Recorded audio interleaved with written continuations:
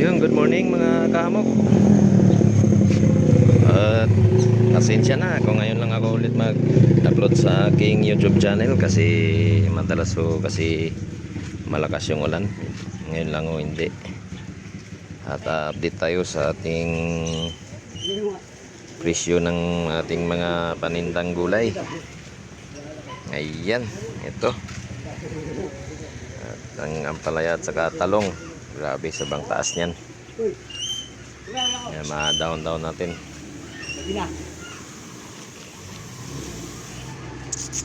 Lalong-lalo na itong mga prutas natin. Wala pang December, grabe. At doble na yung tinataas nila kaysa sa dati.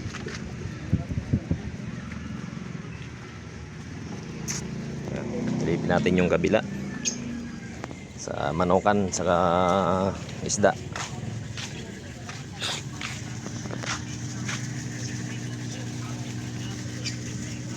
Ayan, punong-puno rin siya rito. Ulam na. Almusal natin. Ha? Sinulangan, no? Kanin. Ay, hindi ba nagsaing kagabi? Yung hipon, no? Ha?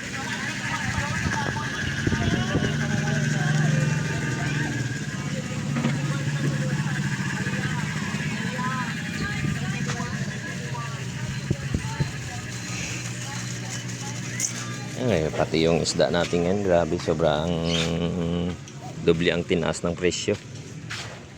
Kaya ano mamili. Kailangan kontrolado lang pag bumili tayo ng ating mga paninda kasi pag masiraan tayo, mabulukan tayo, lugi na kaagad.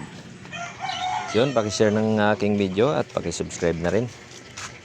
Yun, thank you po. Ingat po ang lahat sa lahat na pumapasok sa kanya-kanilang mga trabaho. Thank you mga kamog. Ingat po kayo, ingat. Sabi mo 20 lang yan. Yan. Punong-puno tayo ngayon, no? Yan.